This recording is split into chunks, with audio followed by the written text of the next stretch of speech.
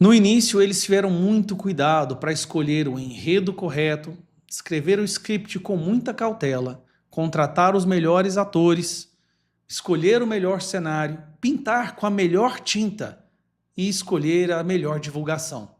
Acreditavam eles que seria a peça teatral mais amada, ovacionada na história do Brasil. O que eles não contavam é que ao longo do tempo, enquanto essa peça estava sendo produzida, os atores treinados e o cenário construído, as pessoas começaram a entender o que acontecia por trás das cortinas. Qual era a real intenção que dominava a atmosfera nos bastidores.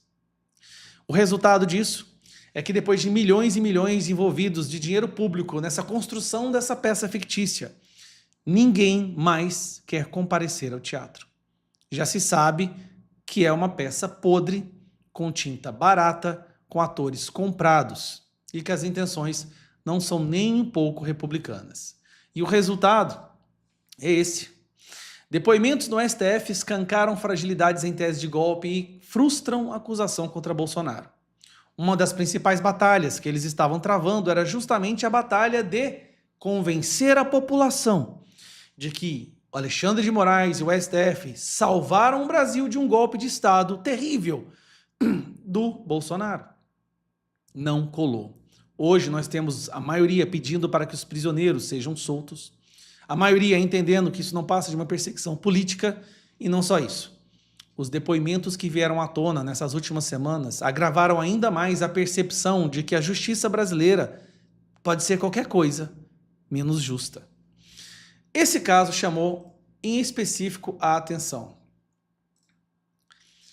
Felipe Martins. A forma como foi construída todo um enredo para prender o Felipe Martins, na ideia de que ele iria fazer uma delação sobre tortura, né, sobre presos, ele ia se render ao sofrimento e fazer uma delação, quando não deu certo, eles se viram desesperados tentando justificar a prisão dele. Documento forjado foi produzido, acredite ou não. Depois de um depoimento, o general fala que o Felipe Martins nem sequer estava na reunião. A situação, cara, é insustentável. Mais cedo ou mais tarde, esse totalitarismo do judiciário vai cair e cada uma dessas pessoas pagará o preço. Bom, vamos lá, Márcio. Como tem muito depoimento, né, eu vou me ater aqui ao caso mais controverso, talvez, aí dessa denúncia, que é do ex-assessor internacional do Bolsonaro, Felipe Martins, que ficou preso ali preventivamente por 6 meses. Bom, tem um equívoco aí. Ele não ficou preso por 6 meses. Ele está preso ainda. Tornozeleira, todas as segundas-feiras tem que se apresentar ao tribunal, ao fórum, para assinar. Não pode viajar, não pode trabalhar. Ele ainda está preso. Sob a acusação de ter fugido do Brasil lá com o Bolsonaro, mas depois confirmou que ele nunca havia deixado o país. O que o Freire Gomes, o ex-comandante do Exército, diz nesses vídeos? Ele cita o Felipe Martins 2 vezes, né? Na primeira, ele se antecipa, voluntariamente ele diz espontaneamente que nunca afirmou que o Felipe Martins participou daquela reunião com os comandantes. Olha que loucura. O cara nem sequer participou da reunião, mas ele é acusado como um dos grandes articuladores. Que é uma reunião central com o Bolsonaro, que o Bolsonaro teria apresentado a minuta do golpe. Freire Gomes... Minuta do golpe que ninguém nem leu ainda. Diz apenas que um assessor que ele não conhecia entrou, entregou um documento e saiu. E que quem disse que era o Felipe Martins foi o delegado da Polícia Federal durante a instrução do inquérito. Depois, nesses vídeos aí que nós vimos agora, o PGR, Paulo Gonet, insiste nessa questão, porque ela é controversa, ela é importante também para a PGR esclarecer, e pergunta se era o Felipe na reunião. E o Freire Gomes disse que não sabe que, como tinha esclarecido, ele não tinha condições, não tem condições de dizer que era o Felipe, mesmo depois que ele sabia quem que era o Felipe Martins, com base nas imagens ali no noticiário. Pois bem. Ou seja, o general nem sabia, nem conseguia reconhecer quem as pessoas dizem que eram os principais articuladores do golpe. O comandante da aeronáutica disse também que nunca viu o Felipe Martins. Então, de uma forma geral, isso tem uma percepção ali que enfraquece um pouco essa alegação de que ele era uma figura central, porque os comandantes não sabiam quem era ele. Ok? Obrigado. Né? Juntando essas falas com os depoimentos do Anderson Torres, ex-ministro da Justiça, que diz que nunca participou de reunião com o Felipe Martins. E o próprio Jair Bolsonaro, que nega também, essa tese da PGR pode vir a ser fragilizada e justamente essa acusação, né? Reforçando aí o que muitos acham, não necessariamente bolsonaristas, que ele só foi denunciado porque prenderam ele para tentar tirar uma delação premiada dele. Preste atenção. Até quem não é bolsonarista reconhece que um cidadão foi preso como forma de tortura, intimidação e coação para que ele falasse exatamente o que o Alexandre de Moraes queria ouvir para poder dar continuidade a esse teatro.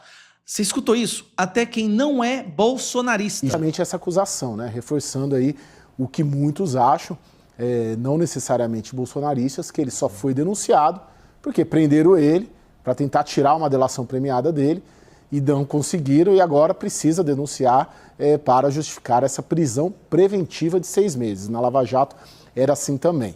Lembrando que, quando o Alexandre de Moraes votou para tornar o Felipe Martins réus, ele disse que isso se baseava em 3 episódios: a delação do Mauro Cid, os registros de entrada no Alvorada e o depoimento do Freire Gomes. Então, peraí. Delação do Mauro Cid, 11 versões diferentes sobre tortura e sobre ameaça. Registro de entrada na Alvorada. O cara era assessor do Bolsonaro, então ele com certeza ia entrar na Alvorada. E delação, e fala do Freire Gomes, no qual ele volta atrás? Os registros de entrada do Alvorada é sempre muito problemático ali, porque tem de entrada, mas não tem de saída, enfim. De alguma maneira, a própria geolocalização ali que as defesas apresentaram, de algumas empresas, de aplicativos, elas não confirmam. A geolocalização do celular do Felipe Martins mostra que ele não estava lá na hora da reunião. O depoimento do Freire Gomes, eu acabei de dizer, ele coloca ali uma dúvida e incerteza e sobra a delação do Cid, que a gente sabe, aliás, uma herança da Lava Jato, que delação premiada por si só não pode ser considerada um meio de prova isolado. Então, eu pegaria esse caso aí com uma interrogação para ver daqui em diante como que isso vai ficar a situação jurídica dele. É um dos maiores absurdos jurídicos já acontecidos no Brasil. Toda aquela revolta e indignação que a esquerda dizia sentir por conta da Lava Jato, que passou por 3 instâncias, tá? Primeira, segunda, STF, ela foi confirmada em 3 instâncias, está acontecendo agora numa escala muito mais grave, exponencialmente mais grave, só que na última instância sem o direito de recorrer. O Lula só não está preso hoje porque ele pôde recorrer para o STF, que achou que não conseguiu inocentar, achou uma tecnicalidade para soltar um criminoso. Eles estão fazendo algo 10 mil vezes pior que a Lava Jato. Com o Bolsonaro, com todos ali, com todos esses que são réus, com deputados federais, com todo mundo que reclama da ditadura que virou o Brasil. Cara, o coração já não aguenta mais de tanta indignação. Não aguenta mais. Tem hora que eu sinto pontada no meu coração de tanta indignação que eu sinto. O cara ficou preso 6 meses, 10 dias numa solitária. Tá preso ainda. Eles vão condenar ele, porque não importa mais se tem prova ou não. Tudo para salvar a democracia. Rapaz, eu tô com tanto medo dessa democracia do Brasil que eu acho que eu vou fugir para Venezuela.